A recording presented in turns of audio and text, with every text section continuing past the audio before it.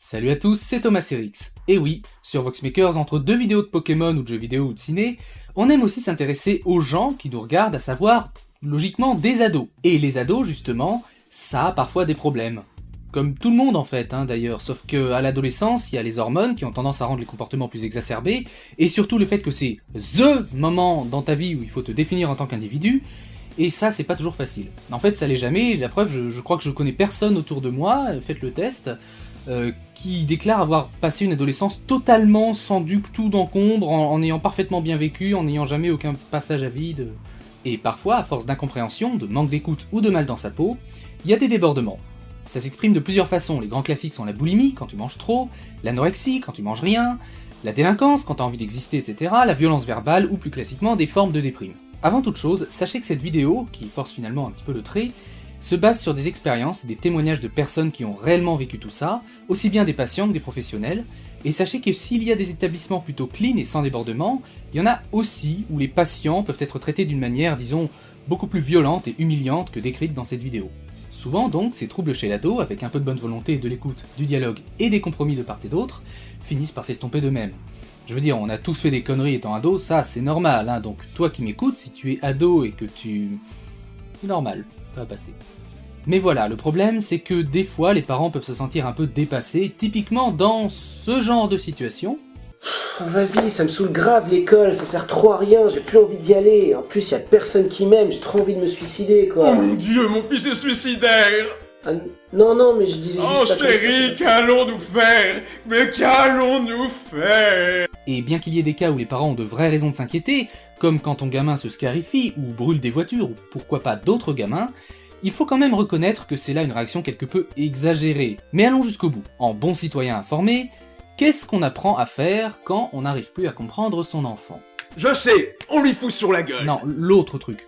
Bah, on va quand même pas l'écouter et dialoguer, ça va, on n'est pas des tapettes, Bon, non, peut-être pas quand même, attends, on n'est pas des... Ah, je sais, on appelle un spécialiste! Exactement. Le mauvais réflexe, quand il n'y a pas de vrais signaux très alarmants ou choses comme ça, c'est d'aller emmener son gamin directement chez les fous. Eh ben, j'ai pas trouvé une meilleure formule, en même temps, c'est ça. Encore une fois, faire interner son enfant de force en clinique ou en hôpital psychiatrique, ça peut être la chose à faire dans des cas extrêmes. Mais pourquoi alors voit-on se multiplier ça et là des témoignages d'internement forcé sur des pauvres ados, vaguement minces, gros, excités ou déprimés? Amusez-vous, tapez ce genre de mots sur Google, vous allez halluciner, mais je vous préviens, c'est quand même un petit peu dur parfois. N'empêche, toi qui m'écoutes, dis-toi que si tu as moins de 18 ans, méfie-toi parce que le psychiatre, il a juste besoin de l'avis de tes parents pour t'interner. Donc il faut être très gentil avec tes parents, parce que jusqu'à ta majorité, d'un point de vue psychiatrique, tu es sous leur responsabilité, de la même manière que le chien. C'est-à-dire que tu peux dire ce que tu veux, mais on s'en fout complètement. Voilà. Je suis sûr qu'une bonne proportion d'entre vous a une certaine confiance dans les institutions. C'est pourquoi je vais vous donner deux versions. D'abord, la vision des psychiatres. Nous proposons un traitement qui permettra au moins d'atténuer les troubles, où le patient sera contenu dans une atmosphère loin de son quotidien et apaisante, avec l'écoute des professionnels qui sauront gérer les cas les plus durs, s'il le faut à travers des techniques modernes et respectueuses de l'individu, telles que la prise de médicaments ou le simple isolement. Ainsi le patient ne posera-t-il plus des problèmes à lui, ses proches ou la société. Simple, rapide, efficace, n'est-ce pas?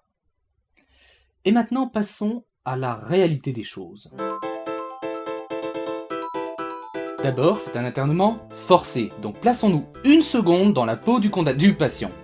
Du jour au lendemain, tes proches estiment que tu poses problème et qu'il faut te faire interner. Bon bah, c'est cool.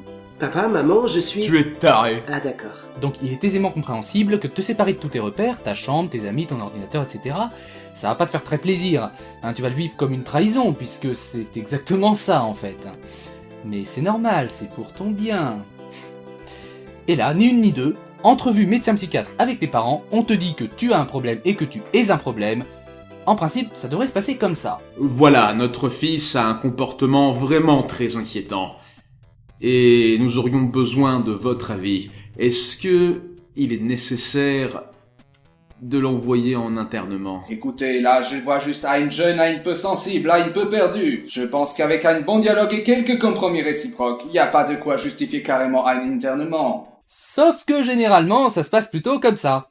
Oui, il est taré, il faut plus rien à l'école, il fait la gueule tout le temps et il mange trop là. Mais pas du tout. On pourrait pas le caser chez vous là pour 10 jours là, on a qu'à dire qu'il est limique là, voilà. Hein, c'est ça chérie. Ouais, voilà. Ouais. Donc on a fait les tests sur Doctissimo, ça nous semble bon Ça hein. ne va pas être possible. Nous sommes à un établissement très sérieux et très cher et... Ouais, mais c'est qu'on a de l'argent hein, on peut payer, y a pas de problème hein, on est prêt à tout pour soigner notre Comment tu t'appelles déjà toi? Bref. On est prêt à tout. Ce n'est pas la question, malheureusement. C'est que nous n'avons plus des places disponibles. Nous sommes très prisés, vous comprenez? Et... Ah, on vient d'avoir une place qui se libère. C'est le petit Martin. Il a réussi à se jeter par la fenêtre du 3e. Quel coquin. Faut vraiment qu'on fasse réparer cette fenêtre. Donc, bienvenue. Mathéo, c'est ça? Non, c'est Mathieu. On s'en fout. Sur ce, papa-maman se casse, tu te retrouves alors tout seul avec un infirmier qui te conduit dans ta chambre, et voilà, tu es enfermé, c'est... Tu es donc dans une chambre, et rapidement arrive l'équipe d'infirmiers qui va apprendre à te connaître et te retirer tout moyen de communication vers l'extérieur. Alors voilà, je m'appelle Mathieu, je suis un peu dépressif parce que je manque de contact humain et d'attention, et j'ai que mes contacts sur internet qui me rattachent à la vie. Ah, je suis désolé, mais on va devoir vous retirer ça. C'est pour votre bien. Hein? Mais je viens de vous dire que mon téléphone portable c'est la seule chose qui me rattache à des êtres humains et que sans ça je vais certainement péter les plombs. C'est pour votre bien. Oui, parce qu'un ado qui a des problèmes d'écoute et de communication, premier réflexe recommandé par les institutions, l'isolement. Si possible sans lui demander son avis. Mais je vous promets que je vais parler au psychologue et tout, mais me faites pas ça, m'enlevez pas mon téléphone, j'en ai besoin quoi, s'il vous plaît, j'ai mon mot à dire peut-être, non? Je suis un être... Chut! Silence! Allez hop, coucou panier. Et puis on te propose de... Ah non, pardon. On t'impose de faire connaissance avec les autres résidents. Tu sais, ceux qui te font bien peur. Et la surprise, ils sont pour la plupart à peu près aussi bons à enfermer que toi. C'est méga rassurant. Le traitement en lui-même consiste à vous laisser errer toute la journée, abruti de médicaments à heure fixe tous les jours, en parlant éventuellement à un psychologue s'il y en a un disponible, c'est-à-dire pas souvent, et interdiction de retourner dans sa chambre avant la nuit. Hein. Ici, on s'ennuie, mais on s'ennuie ensemble. Et c'est tout. Voilà. Donc, chers parents, si vous ne savez plus quoi faire, sachez que eux non plus. D'ailleurs, c'est ce qu'ils font. Rien. À part vous garder le gamin au chaud dans un état semi-végétatif. Je sens que ça me fait du bien. Ah oui, tout de suite ça va mieux là. Je ne me pose plus du tout de questions maintenant. Je me sens mieux. Plaçons-nous une nouvelle fois dans la peau de du patient.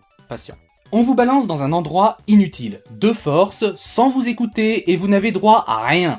Ni un coup de fil, ni la télé, ou alors le soir en groupe, ni vos affaires personnelles, ni à sortir, bref, comme le chien quoi finalement. À ceci près que le chien c'est parce qu'il sait pas faire autre chose, vous voyez. Alors forcément de se voir traiter comme un animal et surtout drogué de force du matin au soir, quel que soit votre trouble, ça plaît pas toujours. On a tendance à s'énerver, c'est normal. D'abord sur les infirmiers, quand ils te refusent tous les droits fondamentaux. Excusez-moi monsieur s'il vous plaît, est-ce que je peux téléphoner à mes parents vite fait s'il vous plaît? Non, nous n'avons pas l'autorisation de le faire. Non, je peux pas. Du coup, est-ce que je peux partir dans ma chambre pour dormir un peu? Je suis un peu fatigué. Non. Non? Alors, est-ce que je peux peut-être sortir dehors, me promener dans le parc et du soleil, ça va me faire du bien? Non. Non, mais allez, quoi, s'il vous plaît, écoutez, faites pas l'abruti, je veux juste téléphoner, donner un petit coup de fil à mes parents pour savoir... Bon, toi tu vas te calmer, sinon je te colle au trou. Comment ça, me calmer? J'aimerais bien vous y voir, vous, c'est pas vous qu'on a enfermé pour rien, on me prend pour un taré alors je suis pas... Je vais me calmer, vous voulez que je me calme, c'est ça? Et là, il existe une procédure standard qui consiste à... Oh, attends, laisse-moi deviner la mesure. Accorder au patient un minimum d'intimité en lui permettant une fois de temps en temps d'aller dans sa chambre ou de passer son pauvre petit coup de fil, mais en lui imposant la condition que, dans le cadre de son traitement, cela doit rester exceptionnel. J'ai juste... Ah non, pas du tout. Le mitard. Quoi? Oui, si tu as une sensation d'étouffement dans cet hôpital où l'on te confine, et que tu étouffes au point de t'énerver, de paniquer, bref de vouloir appeler tes proches au secours, non seulement on va te refuser cet appel, mais surtout on va t'enfermer là-dedans. La salle d'isolement, 4 murs blancs, sans fenêtre, avec pour tout mobilier un lit. Et là, tu pourras crier, hurler, tout ce que tu voudras, tu n'existes plus et le monde est vide et blanc tout autour de toi. Ou noir si c'est toute la nuit. Tu voulais t'exprimer, dialoguer, avais un besoin social qui te rendait dépressif? Pas de soucis, on va t'isoler à mort. Je rappelle que la personne ainsi enfermée est isolée alors qu'elle est au plus mal et qu'elle ne supporte pas psychologiquement cette mise à l'écart. Et que cette personne, c'est toi. Ça pourrait être toi, ça pourrait être n'importe quel ado. Il n'y a absolument aucune vérification réelle de l'état mental. La plupart des enfants qui s'énervent, perdus et finissent dans cette cage à humains sont juste déprimés, anorexiques ou boulimiques, etc. Je parle uniquement dans le cadre des ailes réservées aux ados. On mélange pas, je vous rassure tout de même, les enfants avec les vrais criminels, il y a des ailes séparées tout de même. Bref, ce ne sont pas des fous. Ce sont des gens normaux qui n'ont commis pour seul crime que d'avoir un mouvement de laisser aller et d'être mineurs. C'est très important à comprendre ça. Et c'est ce qui fait que ce système est révoltant. Et si jamais tu as le malheur de profiter d'être en salle d'isolement pour passer ta colère, ou tout simplement que cette dernière ne te passe pas comme par magie, comprenez sans que personne ne soit venu dialoguer avec vous, une équipe d'infirmiers bien balèze viendra maintenir chacun de tes membres, est allongé et attaché sur le lit de cette salle d'isolement à l'aide de sangles bien solides. Le tout pendant qu'on t'administrera une nouvelle piqûre pour abrutir le peu d'humanité et de dignité qui reste dans ton cerveau. Ainsi attaché, je précise au passage, qu'on te retirera bien volontiers jusqu'à ton slip ou ta culotte pour te piquer directement là où ça fait bien mal. Surtout à l'estime de soi. Non, je fais pas de sketch là-dessus. Non, sérieusement, c'est juste inhumain de faire ça à des enfants comme ça. Ils sont pas vraiment suicidaires, ils sont pas dangereux, c'est pas un danger pour la société. Non, sérieusement, j'ai pas envie de rire là-dessus, là. Le pire, c'est que quand tu te retrouves là-bas, t'as quand même l'impression que, ça y est, je suis un taré, je suis dangereux, je suis un fou. Non, sérieux, on te traite comme ça et du coup, non, c'est terrible. Faut vraiment arrêter ça. Non, je fais pas de sketch là-dessus. Non. Encore une fois, je rappelle que beaucoup d'ados ainsi traités ne souffrent que d'un manque de confiance en eux à la base, qui ne va du coup clairement pas s'arranger après cet épisode assez terrible. Ainsi, une fois qu'on t'aura bien dressé, quitte à te droguer, t'attacher et t'humilier, ce qui est quasiment systématique d'ailleurs étant donné que n'importe qui s'énerverait dans des conditions pareilles, le psychiatre en charge attendra de constater une amélioration. Tu ne te débats plus à présent, as-tu compris la leçon? Soumets-toi ou meurs. Excusez-moi, mais je vois pas vraiment le rapport avec ma petite déprime par rapport au cours à l'école. J'ai bien peur que dans ces cas, tu aies besoin à une nouvelle semaine de traitement. Oh putain, merde. Il recommence, il devient violent. Foutez-moi ça en salle d'isolement, vite.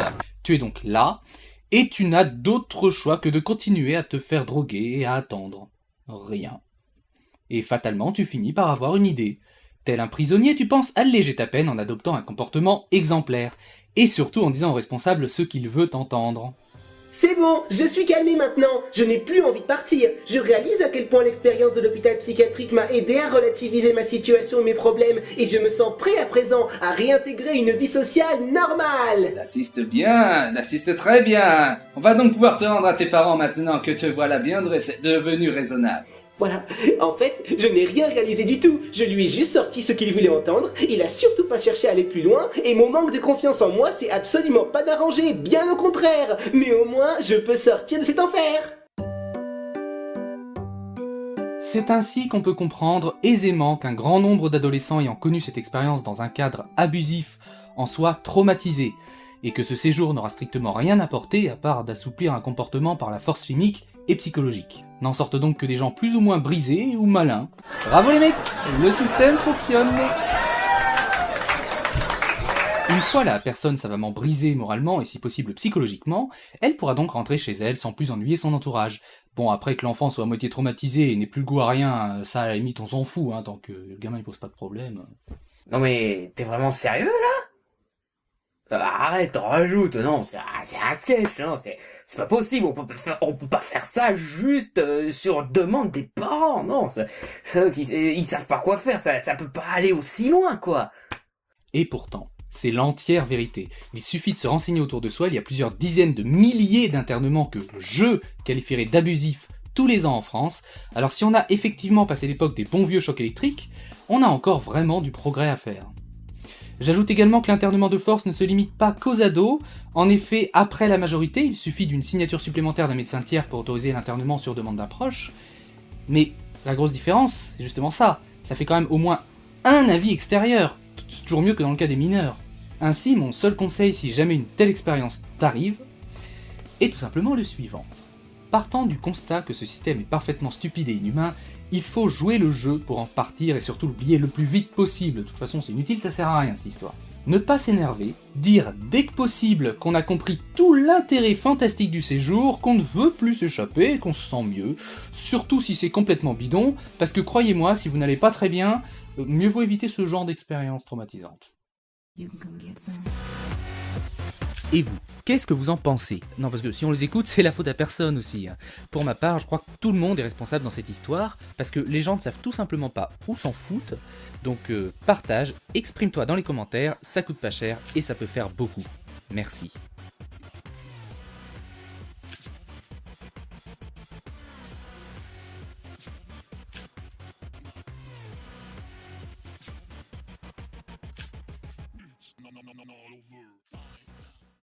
Notons toutefois que des examens médicaux, sanguins, etc., sont effectués une fois internés. C'est un peu bizarre dans cet ordre, mais enfin c'est pas très grave. Donc si vous n'aimez pas les prises de sang, eh ben on n'a rien à foutre finalement. Autre chose, si vous avez déjà été interné et que cela vous gâche la vie parce que vous pensez que les gens vous jugeront là-dessus, non, les gens s'en foutent. Tout le monde a connu des passages à vide. Le fait d'aller en hôpital pour ça ou non n'est clairement pas significatif.